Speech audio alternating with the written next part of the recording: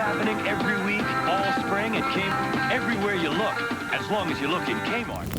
Payless presents an athletic sale so big with so many shoes for so many athletes, it's called the National If you remember this, you grew up broke in the 90s. You ever look back and realize we all grew up the same kind of broke in the 90s? Like if you poured Mountain Lightning into a plastic cup and swore it was Mountain Dew? Or if every summer your backyard slip and slide was just a garbage bag and a water hose? We didn't have Abercrombie. We had Walmart layaway. We didn't have Capri Suns. We had Kool-Aid packets that stained your tongue for days. And somehow, all of it felt normal. So, let's take a walk through those little things that every broke kid in the 90s remembers. Trust me, by the end, you'll swear you lived this too. Now, before we get knee-deep, leave us a like and subscribe. It inspires us to do even more. With that said, let's take a trip to what it felt like to be a broke kid in the 90s. Kool-Aid as the house soda.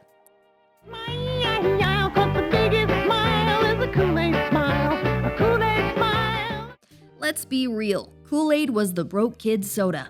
Forget Capri Suns, forget Squeeze-Its. If your mom had a few packets in the drawer and some sugar in the cabinet, you were set for the whole week. The ritual never changed. Tear open that little paper packet, dump it in the pitcher, then scoop in a full cup of sugar like it was medicine. Stir it with the loudest wooden spoon in the kitchen until it clacked the sides. And if your fridge had those plastic ice cube trays that cracked when you twisted them, even better. For some 90s kids, it didn't matter whether it was cherry tongues, tropical punch lips, charcoalberry fin, or purplesaurus rex. They just wanted that chilled sweetness. In every household, that pitcher sat on the fridge shelf like a king, red rings permanently staining the plastic. And somehow, it always ran out before dinner. Bagged cereal mornings.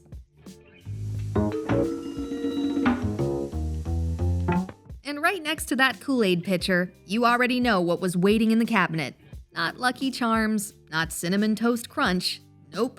You had this giant crinkly bag from the bottom shelf called Marshmallow Mateys. Now, if you didn't eat loads of Marshmallow Mateys growing up in the 90s, you were a slightly fancy kid.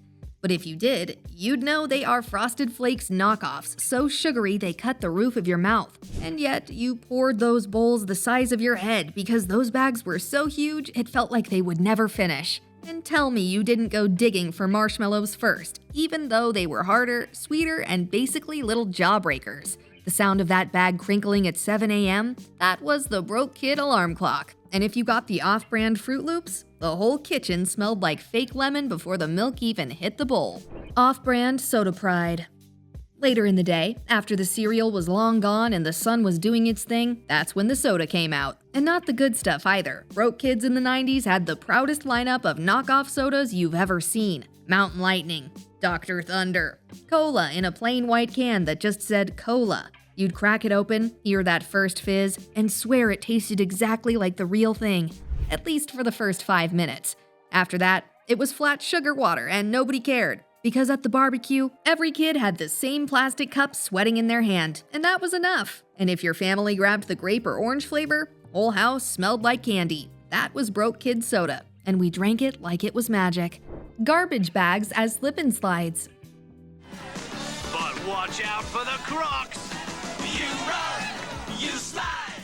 Summer wasn't summer unless somebody turned the backyard into a water park with a pack of garbage bags and the garden hose. Forget the real slip and slide from TV commercials, those cost way too much. Our version was heavy-duty black bags taped together, stretched across a patch of grass, and a cousin standing there with the hose on full blast. You'd take a running start, hit the plastic, and pray you didn't slide into the fence or the one rock nobody picked up.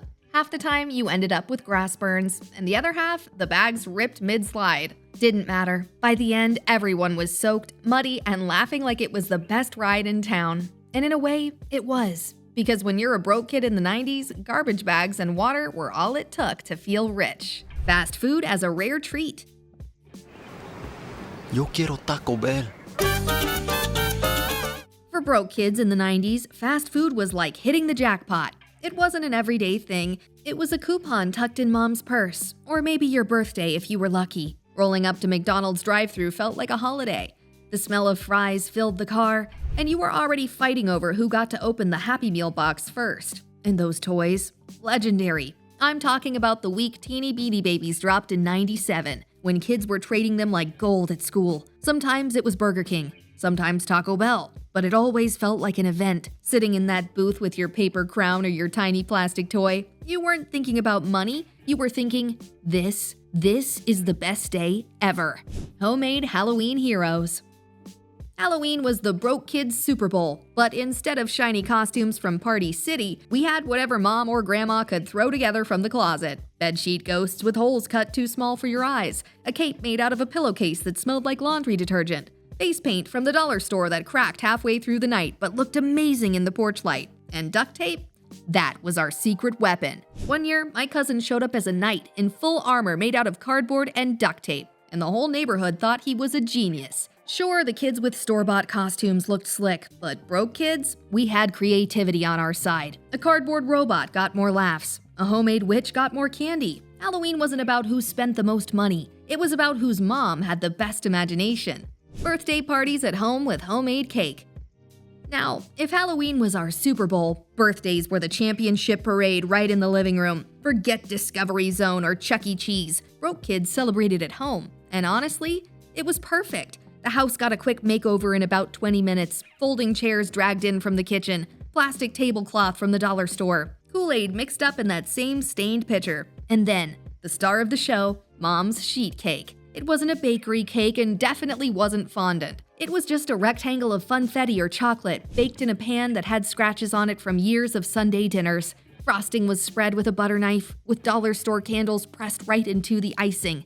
But when the lights went out and everybody sang off-key, it felt bigger than any party package. Cousins running wild, plates stacked high, somebody crying because they didn't get a corner piece with the frosting rose. That was a broke kid's birthday, and it was everything. Plastic on the couch at Grandma's.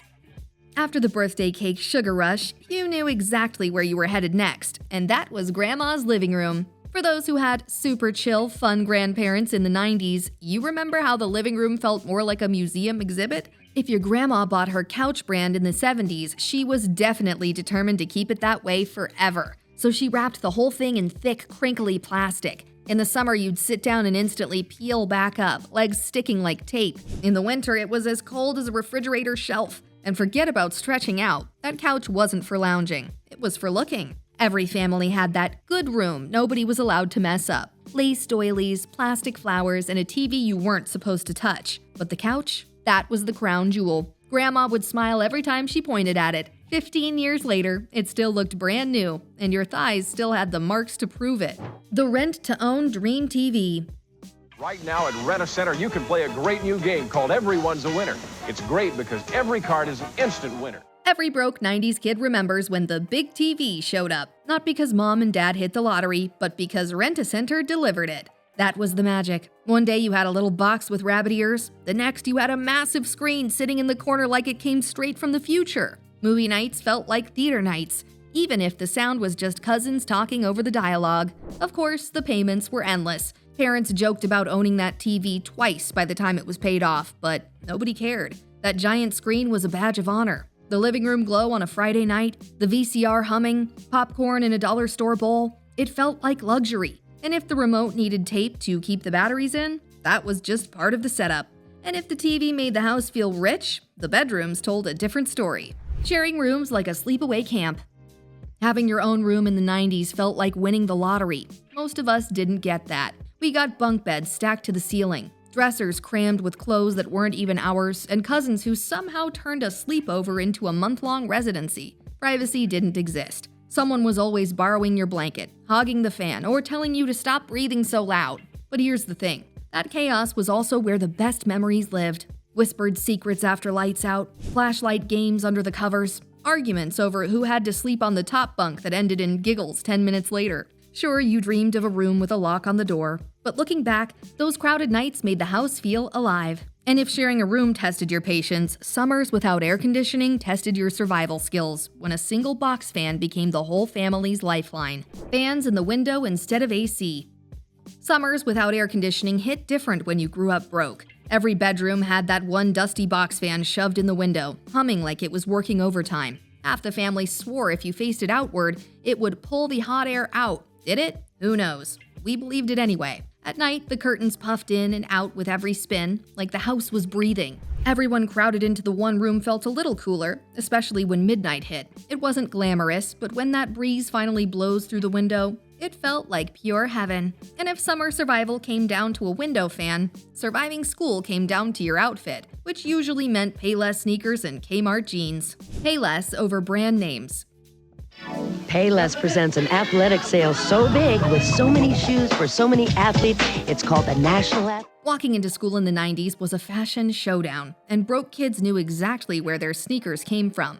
Not Foot Locker, not Finish Line. Our sneakers mostly came from Payless. That orange and brown storefront was our runway. You'd grab 2 pairs for the price of 1 and pray at least one of them looked cool enough to survive recess. If you were lucky, you scored the light-up sneakers. Didn't matter that they weren't LA Gears or Nikes. The second those soles blinked red, you felt untouchable. Fastest kid on the playground, guaranteed. Until someone called them fake. And yeah, it stung. But you still lined them up by the front door like trophies. Church shoes, knockoff basketball kicks, slip-ons that lasted about 3 months before the sole peeled off. Payless had it all. And in our heads, we weren't broke. We were just waiting for that blue and orange sale tag to make us stars. And when it wasn't sneakers, it was jeans and polos, straight from Kmart or Walmart, where layaway decided your whole back-to-school wardrobe. Kmart or Walmart instead of the Gap. What's happening every week, all spring, at Kmart? Everywhere you look, as long as you look in Kmart. Back-to-school shopping wasn't about Abercrombie bags or a trip to the Gap. For broke families in the 90s, it was all about Kmart or Walmart. The fluorescent lights, the squeaky shopping carts, and a mom on a mission with a calculator in one hand and a layaway slip in the other. You'd beg for something cool. Maybe the knockoff Jenko jeans or a graphic tee that almost looked like the one from the mall. Layaway was its own adventure. Put $10 down, wait a month, and hope those jeans still fit by the time you pick them up. And when the blue light special hit at Kmart, whole store stopped to see what was on sale, like it was the lottery. Walking into school, you might not have had the logo on your chest, but you had an outfit put together with love, patience, and a whole lot of fluorescent aisle magic. And when school was done and the lights were out, you'd look back at all of it, the food, the parties, the crowded houses, the cheap sneakers, and realize being broke in the 90s came with its own kind of riches. If you lived even one of these moments, you know exactly what I mean. And I bet you've got your own stories too. Drop them in the comments. I'd love to hear them. If this walk down memory lane hit home, stick around, hit subscribe, and come hang with us next time.